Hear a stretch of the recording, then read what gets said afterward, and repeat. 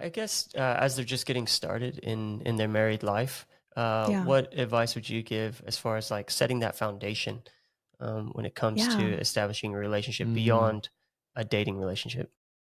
It's great because we actually ask this question at the end of all of our podcasts.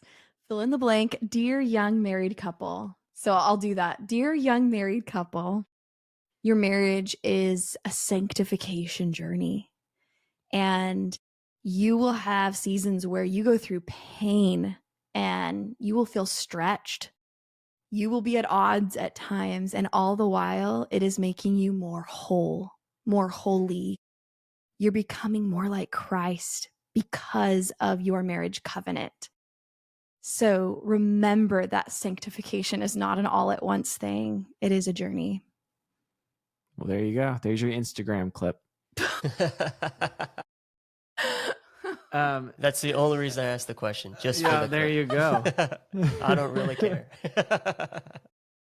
That shifted. That really comes from Gary Thomas's book, Sacred Marriage. And of Yeah. course, it's the Bible's first, but that advice really did help me because I saw this as an other trying to make me more like her. And I was like, no, I'm like me, and that, I think that's the world's view of partnership, is they look for compatibility. So that means that, I'm going to find this perfect person that can so fit into my life in such a way that they don't demand me to change anything about me. Mm. And I'm going to sleep with that person. I'm going to do all the things. We're going to try to be a best friend, but then also don't change me. And that's just not realistic. Anything that is close to you will change as a result of being with you. Mm. And so I think that if we can have a godly view of marriage that is Christ-centered, Christ came so that we could have life, and that's a process. I mean, of course, justification, but I'm talking about sanctification. I think that if we can see marriage through the lens of sanctification, God's design to make you more like him, Mm-hmm.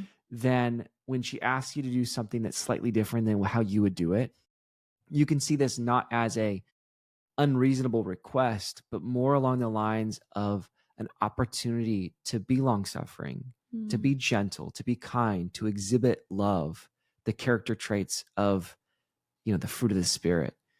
I think that would really keep us all better, not just better marriages, but better Christians. So but that is the framework from which I think that really marriage becomes a holy thing rather than just a thing of necessity. It's good. Yeah, I love that point you made about not just looking for compatibility. It's like, you're two separate lives and you're just coming together and now Yep. you're married. And Yep. then I'm not going to change. She's not going to change. And we're just going to walk through life because we're just perfectly compatible with each other. He likes what I like, Yep. so on and so forth. We're not going to share bank accounts. We're going to do our own thing, but be married at the same as well.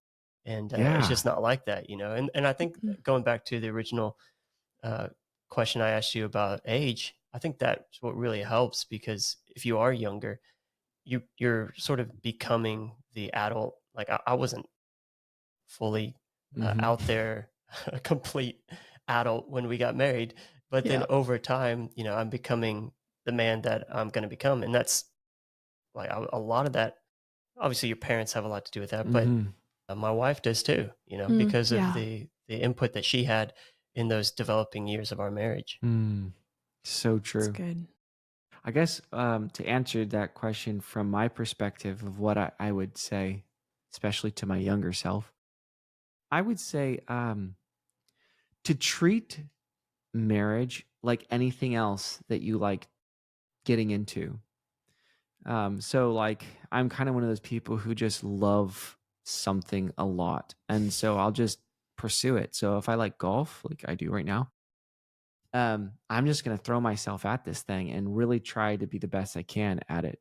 Same thing with fly fishing, or like whatever, all the other things I've done in my life. I'm going to build canoes, like I just go like all in and learn everything I can.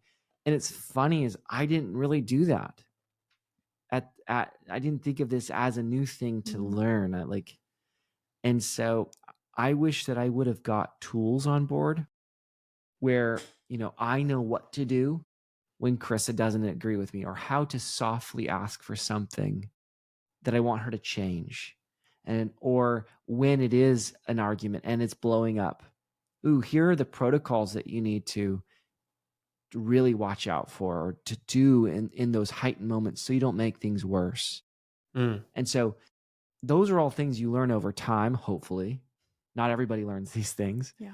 But good communication tactics, especially like in a premarital program or from a counselor, if we would have done that in the first couple of years, we could have saved ourselves so much pain and suffering. Yep. So that's what I would suggest. Pursue it. Read some books. Go get some mentors or a therapist, counselor that's has your same values and worldview, and then really dive in and treat this as a thing to learn and to discover, rather than just like, take it as like a whatever, now we're together, and just go from there, Yeah, listen to Dear Young Married Couple. That will help you out.